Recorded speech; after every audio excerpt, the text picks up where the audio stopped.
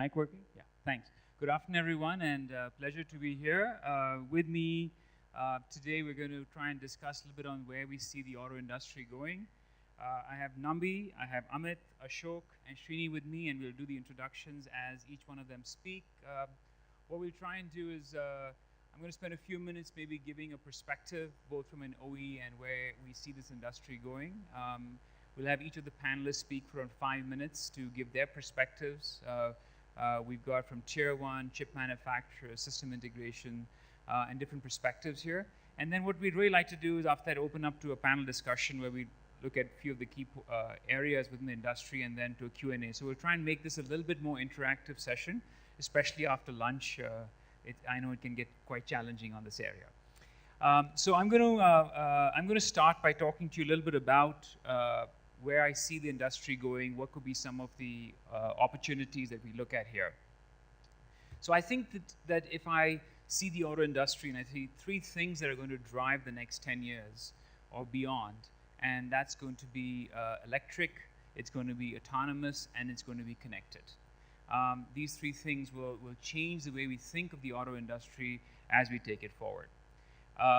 You're already starting with the electric side. I think for the first time in decades, we're seeing different things come together. So governments are coming together, driven by energy security and regulatory challenges that they're today facing. Is very apparent in what's happening in Europe.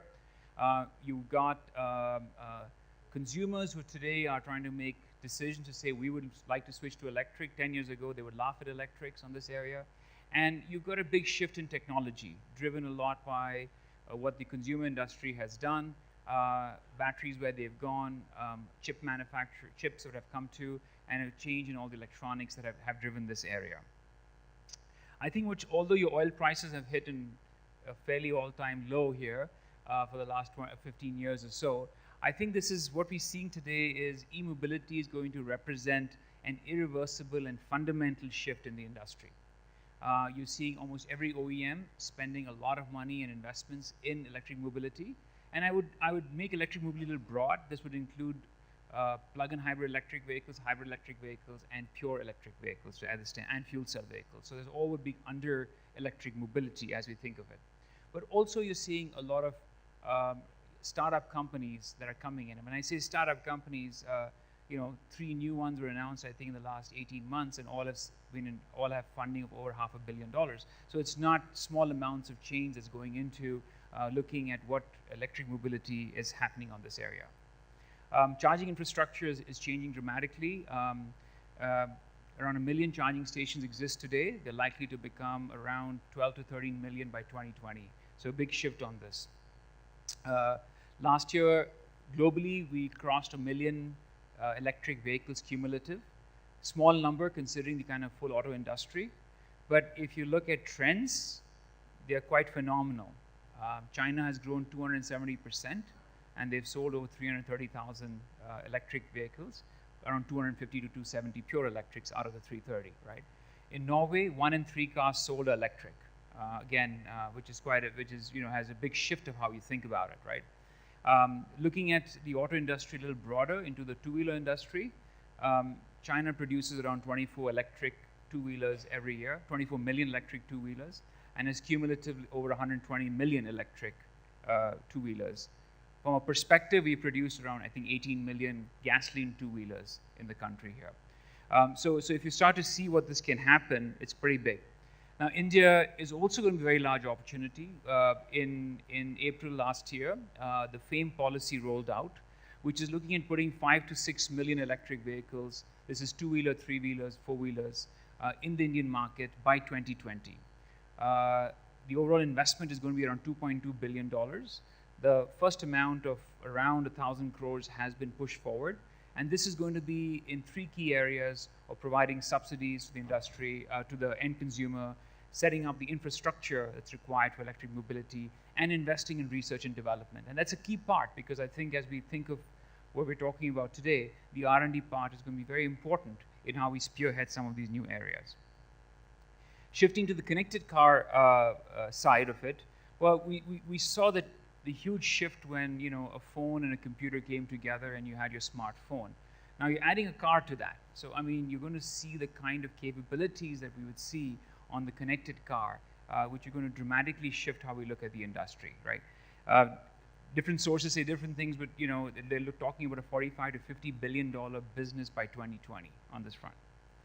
And the third space is autonomous. In this, I'm going to also look at semi-autonomous vehicles. We look at it, and you're seeing a host of larger companies made announcements on this. You've got Google, you've got a lot of startups coming on this area. Again, the talk is that by 2021, this will be a $50 billion business. So if you really start to see that if these are the new opportunities in the next 5 to 10 years, and the kind of space electronics has a play and India has a play, it's going to be very interesting to us to start to be thinking a little bit more future on these areas and what kind of opportunities we could have in India to kind of leverage on what we have. So what we'd like to do is then now switch over, and I'll have each of the panelists probably speak for a few minutes. We'll start with Srini, give a perspective of more of an area of how solutions comes in, and I'll let Srini introduce himself quickly and then take the floor. Yeah. Sure, whatever you're comfortable, Srini. So my name is, can you hear me? My name is Srinivasan, called Srini. So I'm one of the founders and CEO of Algo Systems, a Bangalore-based solutions company. Company is actually going to be 11 years old come February 9th. And I and some of my founders, co-founders from Motorola started the company. And we have been doing a lot of embedded stuff, fully focused on embedded electronics. And last few years has been primarily on automotive. And in addition to some ADAS stuff, we have been focusing on automotive infotainment and connected cars. So my brief presentation here is going to be on connected cars. So as you can see, we provide solutions to connected car and essentially focusing on media and smartphone connectivity. When I say media and smartphone connectivity, it is about how do you play your USB stick, how do you connect your iPhone and play, how do you connect your Android phone and play in the car, and then how do you have cars access applications that are coming up in the mobile phone world. You know, there are different technologies which I will get into later in the presentation. Next slide, please. I can do that, yeah. How do I do that? Okay, so essentially I see there are 4 different themes that will play in the connected car, and these are talking about the opportunities that the driver and the passengers have when we say connected car. And these opportunities are the ones that are posing challenges, which the rest of the panelists will later talk about. But I want to touch upon 4 different themes here. The first one is entertainment. You know, whether a DVD player or a rear seat entertainment, media is coming in the car in a big way, and what kind of, as this is not a new thing, a lot of these things are happening, and this is posing big challenges to the industry, and how do you make it secure, how do you make it seamlessly accessed. The second one is bringing your personal devices. As we all know, we have phones, but when those phones come into the car, what can you do with them? Can you access media from the phone? Can you access, can you use the phone as a connectivity instrument to connect to the internet? Can you control the music system? Can you control the entertainment system? I mean, the environmental system from the phone with the apps. Those are things that the phone brings in terms of opportunities. The third one is on-demand apps that, say, through a technology like a CarPlay or Android Auto, for all of us use Google Apps today in the phone and Google Maps while driving too. Can you access Google Maps from the infotainment unit of the car?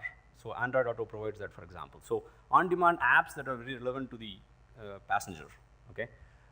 Then of course, making all this happen is the connectivity.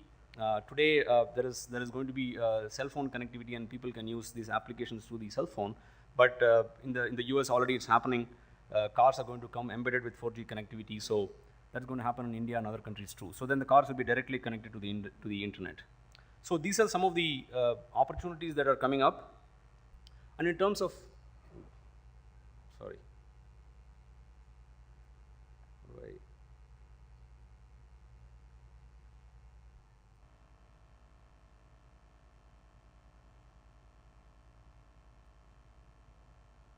okay, sorry about that.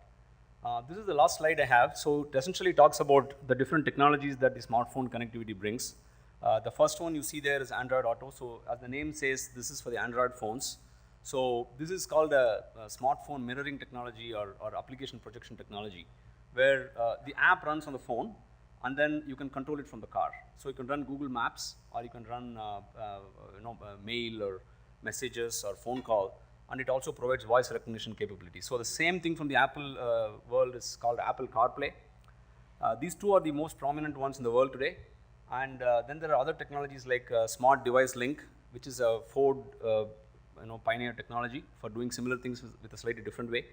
Then there is Miracast, which is really a screen projection, also known as Chromecast, that Google has in the TVs. That's also coming in the car. Then there is MirrorLink, which is a consortium of automotive industry and the cell phone industry, which it's called CCC, or Car Connectivity Consortium, where they are trying to come up with a standard-based solution rather than the proprietary ones that the Google or Apple have. Then the last one I want to mention here is a technology from Baidu that is specific only in China. It's called Baidu CarLife. So it does something similar to the Google Android Auto or CarPlay, but it's specific to the Chinese market.